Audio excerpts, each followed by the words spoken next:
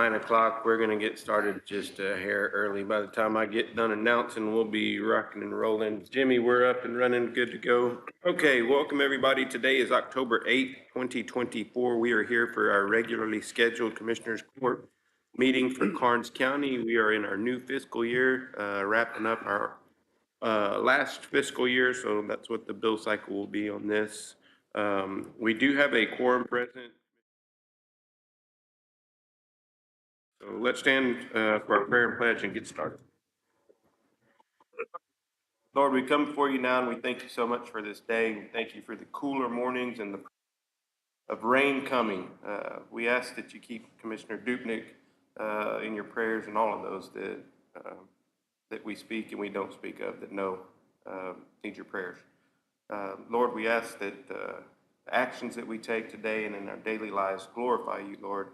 We ask these in your name. Amen. Amen. Pledge allegiance to the flag of the United States and to the republic under God, indivisible, with liberty and justice. Okay, number 5, citizens to be heard. Do we have anybody signed up to speak this morning, Mrs. Sweezy? 3 today. Who's first? Tyler Whitty.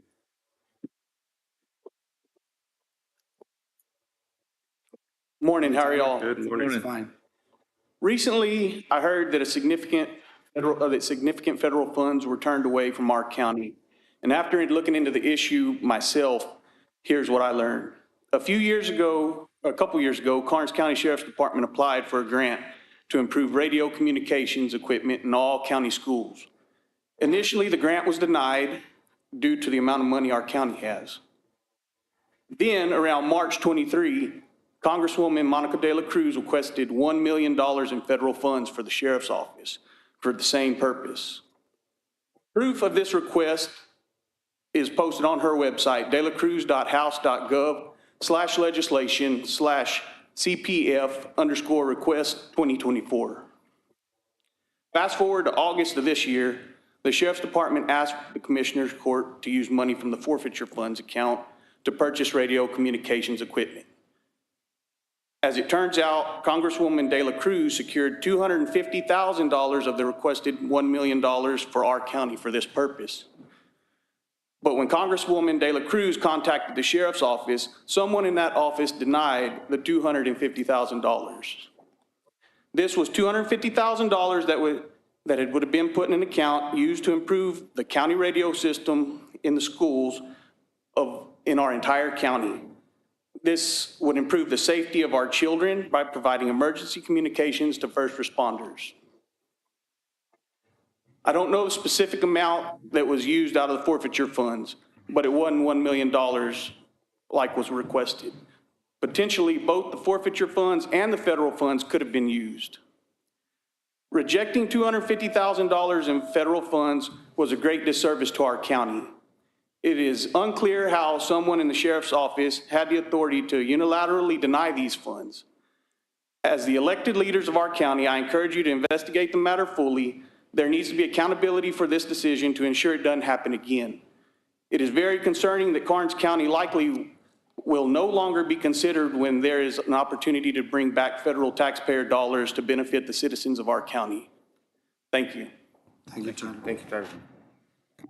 Next up, Mrs. Sweezy. David Morgan. Mr. Morgan, come on up.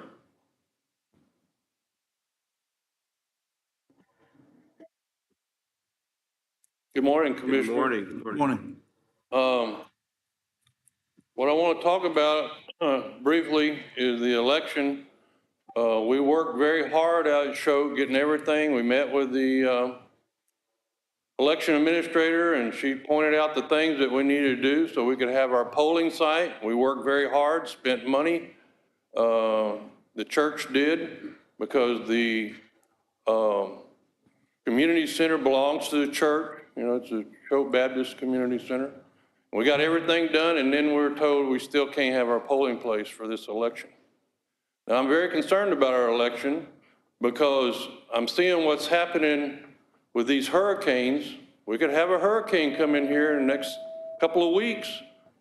Are we prepared? How are we going to handle it if there's no internet and no electricity? Are we ready to do paper ballots and hand count? Because that's what we need to be doing. We need to get away from all these machines and got to have all these electrical outlets and all this stuff. You know, that's what we put in, additional electrical outlets for our center. Got all the safety things that was concerned. Still, we don't have our election site. So what we're going to do in our community, we're going to make sure that anybody that does not have a way, we're going to drive them to the nearest polling place. We're going to take that on. So I want y'all to think real long and hard that in the future, Choate can have their polling place. Because we've done everything that we were required to do, so it would be there. So I'm very upset about that. Now, we also found out when we had this meeting with her and our commissioner that there's a gas plant proposed to go in right next to the cemetery. Our cemetery is a historic cemetery. That curve right there is a very dangerous curve. So I'm in the process of getting information from TxDOT about that. I don't think that's a very good location. And I'm still doing research to find out how much the county knew and didn't let the community know, okay? One thing I'm very upset about, I go to the website, there's no minutes of any of y'all meetings on the website. I don't understand that. I mean, I go to any other agency, city, any other county, their minutes are there. The next meeting, the minutes are there so you can read yourself, but not Karnes County. I go to the water district over in Pleasanton. They have their minutes there of the previous meeting. They post it the very next month. So what is the county trying to hide by not posting your minutes? I don't understand. That's all I have to say. Thank you, David. Ms. Sweezy, one more? Good morning, Ms. Morgan. Good morning. Good morning.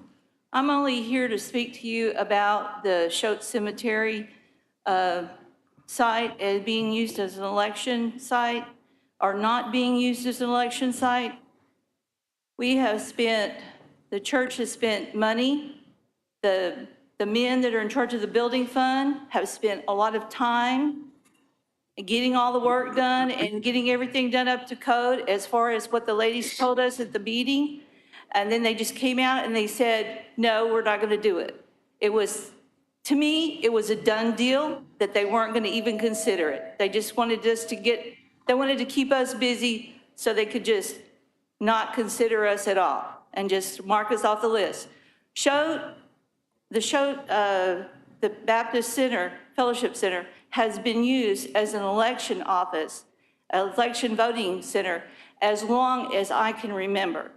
And I know as long as my mother and father-in-law can remember.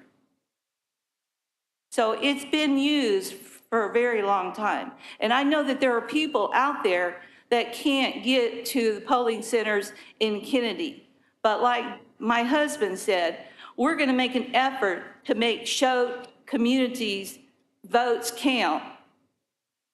And you can count on that. Thank you, Ms. Morgan. Okay, any others this morning? Very good. Item number 6 then is to acknowledge the fiscal year 2025 salary orders for the county auditor and all assistant auditors to be in the recorded minutes of Commissioners Court as required by Local Government Code 152.031D. Denise? Yes, good morning, Judge. Good morning, Commissioners. Order setting compensation of county auditor and assistants on September 17, 2024 at 10 a.m. pursuant to the Texas civil statutes providing that the salary of the county auditor and assistant county auditors of each county be set by the judges of the 81st and 218th Judicial District. A public hearing was held at the Karnes County District Courtroom after publication of notice of such public hearing as required by law. After opening the meeting for public comments, the undersigned district judges make the following order. Position, county auditor, salary, $95,000. First Assistant Auditor, $60,000. Second Assistant Auditor, $46,000. Third Assistant Auditor, $46,000. It is ordered that the annual compensation of the positions listed above or successors in said position shall be compensated per annum as indicated. This order is to take effect October 1, 2024, and shall continue at the pleasure of the district judges of said district court. Signed September 17, 2024. Jennifer Dillingham, 81st Judicial District Judge. Russell Wilson, 218th Judicial District Judge. Thank you, Denise. Any comments from the court on that? No, Judge. Okay, item number 7 then is to acknowledge the fiscal year 2025 salary orders for the 81st and 218th District Court reporters to be recorded in minutes of Commissioners Court as required by local government code. And I believe that is 152.031B is it? B as well, I think. Order setting compensation of court reporters on September 17, 2024, at a public hearing held in the District Courtroom of Karnes County, Texas. Pursuant to the local government code, the annual salary of the court reporters for the 81st and 218th District Courts respectively was set. It is therefore ordered that the annual salary of the 81st and 218th District Courts court reporters was set at $120,000 each effective October 1, 2024. It is further ordered that the Karnes County's portion of such salary is set at $12,744 effective October 1, 2024. Signed September 17, 2024. Russell Wilson, 218th Judicial District Judge. Jennifer Dillingham, 81st Judicial District Judge. Thank you, Denise. Any Thank comments you. from the court? No, Judge. Okay, item number 8, discuss approve, disapprove recommendation to award DRG Architects LLC a contract to provide design and construction administration services for a new Karnes County Precinct 2 Service Center. Commissioner Lissy. Well, we have a committee meeting last Monday, and the committee voted to approve the award DRG Architects LLC the contract for design and construction administration service for a new Karnes County Precinct 2 Service Center.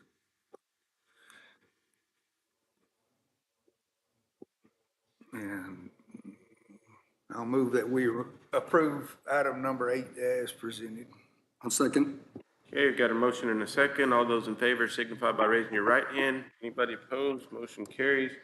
Item number 9, discuss, approve, disapprove to use Senate Bill 22 funds awarded to the Karnes County Attorney's Office to pay the salary of the Victim Service Coordinator as follows: 776-476-1020 VSC hourly, $67,683.20. 776-476-1295 longevity pay in the amount of $2,400. 776-476-2010, the FICA Medicare is $5,361.37. 776-476-2020 health insurance in the amount of $9,174.96. 776-476-2022 life insurance in the amount of $118.80.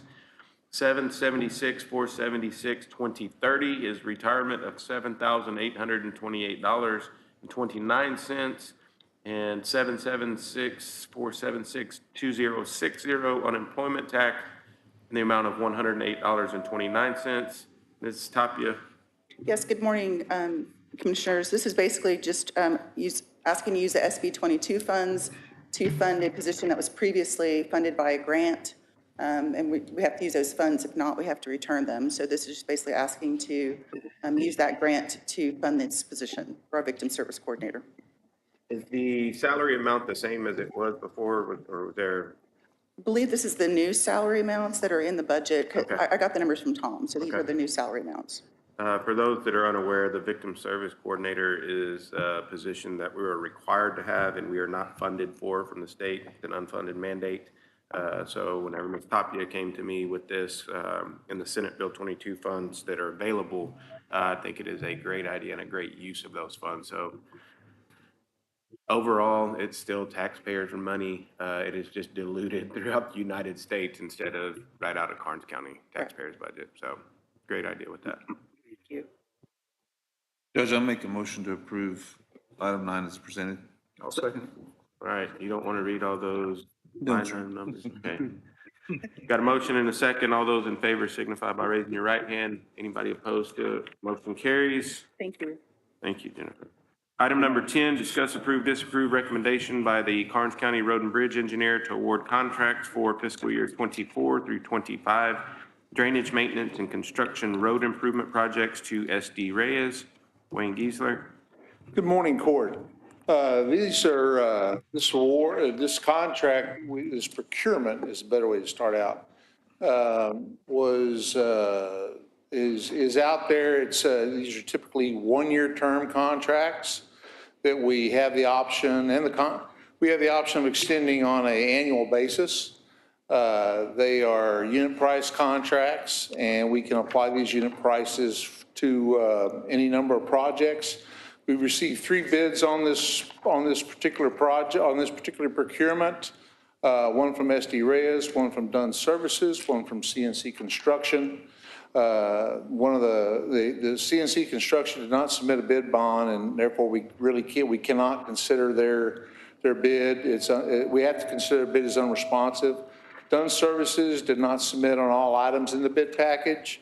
So my recommendation is to consider them non-responsive as well. We've never allowed people to do that on these types of contracts. SD Reyes did submit a complete bid package, and they performed very well over the last 3 years on several of our standalone projects, and they work in support roles for our in-house improvement projects when the nature of the drainage improvements exceed the capabilities of our staff, or if we need to expedite projects. So what I'm recommending today is that we award a contract to SD Reyes to complete these improvements. The award will be for the current fiscal year, and we will have the option to extend all the way through 26 and 27. I have a question for you. Yes, sir. On this one here, I know the other two, you said they didn't finish their contracts or the application that you gave them. Yes, sir. Now, this one here, was he the best price? Yes, sir. This one was the best price, and we were able to work with him to actually reduce the cost of his that he originally proposed as well as part of the procurement. And you said CNC Construction, they didn't do what? They did not submit their bid bond, and that's I mean, when somebody doesn't present a bid bond, that pretty much eliminates them from consideration.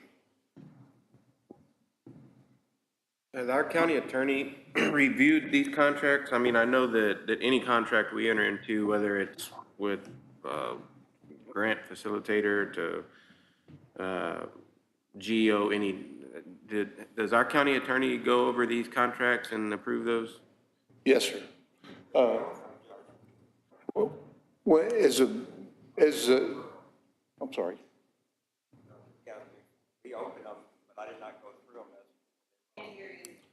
No, he's asking about the county attorney. Have these contracts been reviewed by the county Yes, sir. attorney's office? Yes, as a matter of practice, we send all of our contracts through the county attorney when we send them to the individual precincts, commissioners, and this is one of them that's been reviewed every time we've ever used it. So yes, I mean that's mine. It's.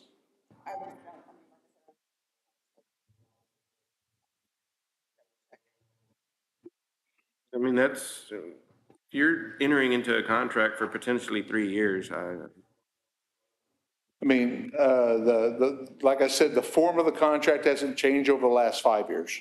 And I've circulate these regularly every year, so it's completely up to y'all. We tied at the hip with these? No, sir, we're not. These contracts basically allow us to enter into a contract award, and then we review those contracts every year to see if the prices have adjusted up or down. And if they're adjusted down in our instance, we have the right of, to just not extend the contract into a second and third year. If we, however, if the contractor also has the option to review it, and if something's changed on their end, then they have the option to exit as well. So it's a win-win opportunity. We just, the nice thing about it, about these contracts is they allow us to extend and hold our pricing over multiple years. It keeps them to this nickel right now. Yes, sir. Yes, But if prices go down, we can back away. We can back away, yes, sir. Rebid with somebody else? Absolutely. Well, what we would do in that case, and a lot of times people have asked us during my tenure here, excuse me, they've asked, can we renegotiate our prices? Typically, we don't allow them to do that. It's certainly something that could be done, but I wouldn't do that without coming back to the court. And if we're going to rebid them, we need to rebid them and get everybody a fair shot at the contract. Them included? Them included, yes. I mean, you have to put these are competitive procurements. That's exactly correct. Jennifer?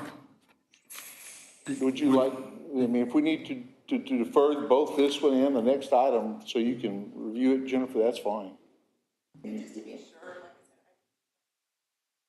Okay. So we've done this before, but you feel more comfortable if you review them? That way you can remember if you reviewed them or not? Yes, I can give the court an affirmative answer and say I'm not. Obviously, I want an affirmative answer. Sure. If we need to, we need to. Yeah, I don't have a problem with that. Absolutely. That's what, you're our legal eagle, so. Yeah, I agree. So item number 10 and 11? 10 and 11, yes, sir. Okay. 10 and 11, we will table to be Very put good. back on. Thank you. Do you want 2 weeks, Ms. Tapia, or do you want a month? Jennifer, 2 weeks enough? Okay, we'll put those on, Michelle, for the next agenda, next meeting.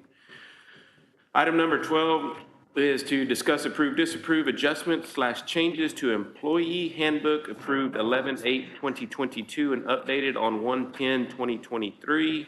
Elaine Simmons. Good morning. Good morning. I am presenting on behalf of the Employee Handbook Committee, the changes that we've been going through for the last, I want to say, year and few months. I've presented everything that we have changed. You've gotten copies of the handbook packets, bullet points of what the changes have been highlighted as well in the packet. Rather than going through the entire bullet point list, because some of the items were just simply grammatical corrections, spelling corrections and such, I'm open to questions about anything that you've been presented. No, I don't have, I think everything has been, many times as we sat in employee handbook committee meetings, I think we've got it pretty well hashed out from my perspective. Commissioners, I don't know if y'all have questions on any of it. I'm good with the judge. I'll make the motion to approve item number 12 as presented. I'll second it. Okay, we've got a motion and a second. All those in favor signify by raising your right hand. Anybody opposed? Motion carries. Thank you, Elaine, and committee for all your hard work and input on that.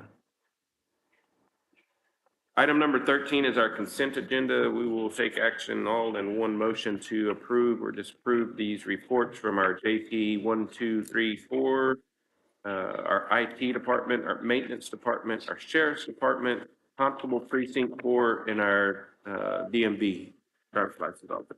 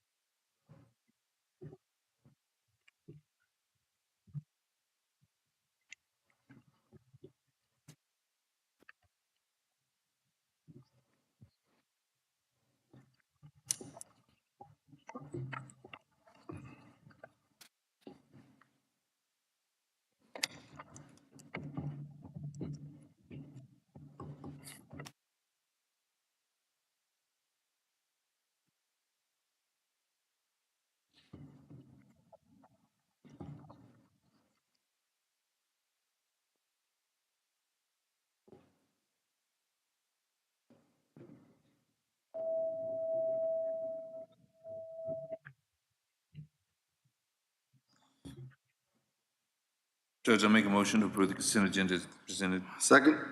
Okay, we got a motion and a second. All those in favor signify by raising your right hand. Anybody opposed?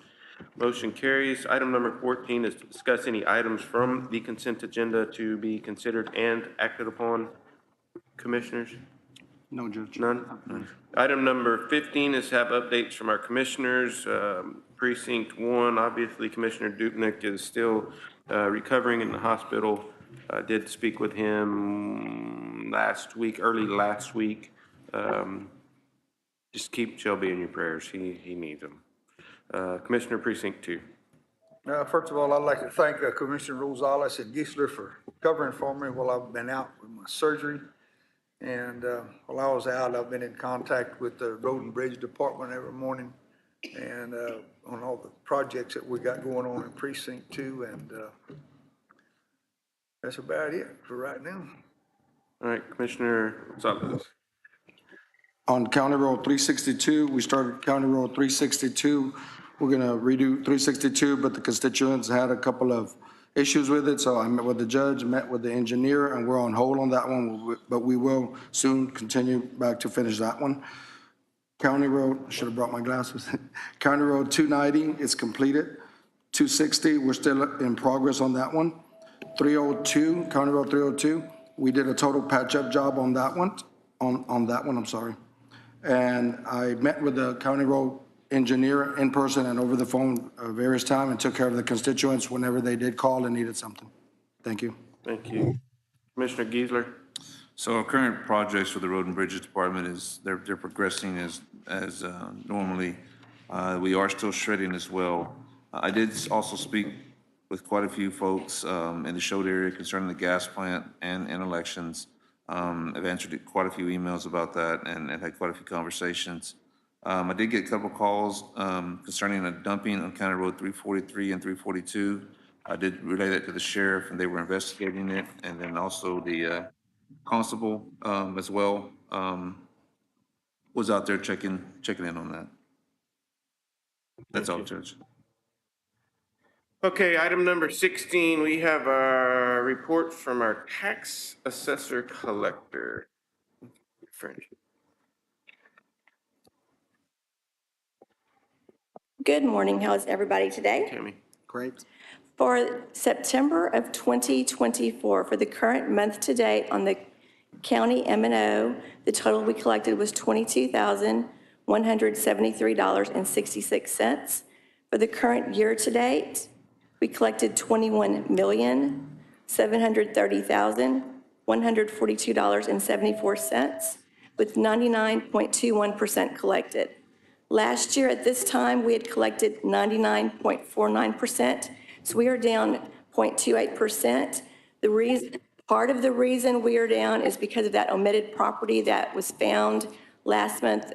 We've sent out the statements, and 3 of them have already paid at this time. On the, in my pages here. On the INS, there is nothing for the current. So on the delinquent for the county INS, the delinquent month to date was $45.18. The delinquent year to date was $451.90 for 7.50% collected. And on the road and bridge, last month for the current, it was $3,577.93. The current year to date was $3,505,611.27 with 99.21% collected. The delinquent month to date was $2,053.09. The delinquent year to date was $17,010.61 with 13.33% collected. And again, on that omitted property, we've sent out the statements. We've already got 3 of them in. We closed down the tax system on Thursday to upload the 2024s into the system. So anything that we've gotten in since Thursday, we haven't been able to post it because the system is down. Statements are going pretty well. We've got finished with the proofing. They're going to be printing them, and they'll be mailing them later this week. So you'll get your 2024s in the mail. Thank you, Tammy.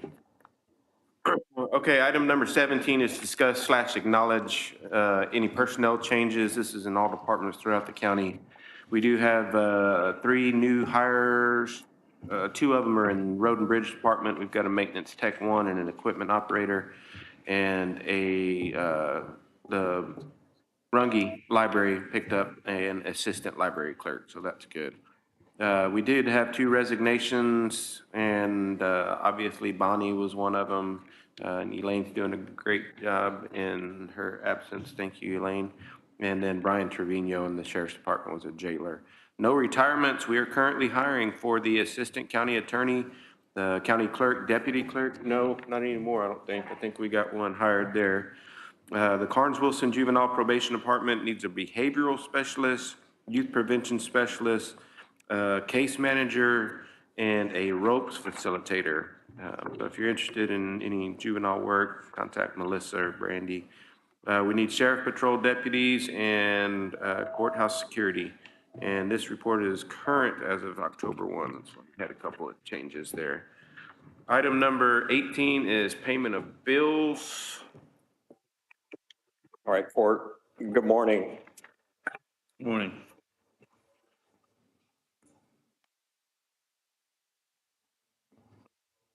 I apologize.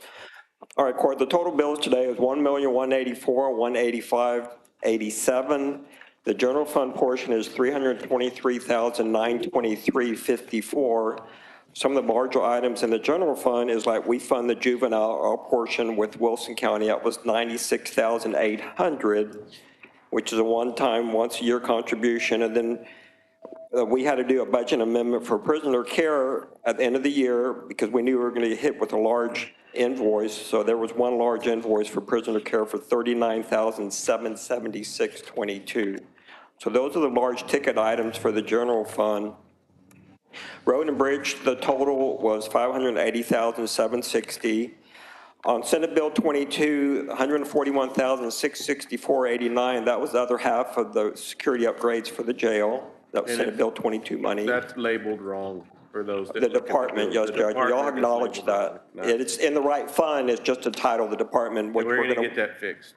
Yes, sir. And that was set up 10 years ago in that manner. That's what that was acknowledged to be corrected for the next year.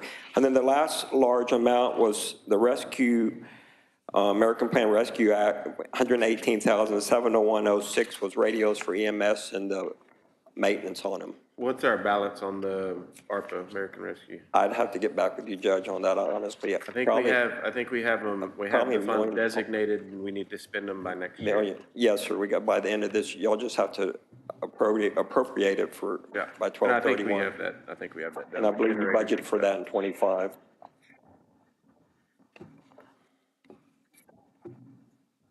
Paid off the zipper, Yes, sir, that's the last payment on the zippers, so that's over and done with. $39,319. And as far as, Judge, you were mentioning on bills, we probably will still have some more 24 bills, the next 2 courts, because our cutoff. A handful. Yes, our cutoff is on the end of this month to turn in bills for stuff that was received last month. So there'd be little stragglers, nothing major we see. Make a motion to pay the bills as presented. I second it. I think that all the questions that I. I'm sorry, Judge. No, you're fine. Yeah, that was. Okay, we do have a motion and a second. All those in favor signify by the raising your right hand. Anybody opposed? Motion carries. Item number 19, we will acknowledge the Commissioners Court will meet on October 22nd, 2024, 9 o'clock in the morning, right here in your Karnes County Historic Courtroom at 101 North Pan Maria Avenue, Suite 200, Karnes City, Texas, 78118. Item number 20, we need a motion and a second to adjourn. I'll move we adjourn. A second. All right, thank you all for coming.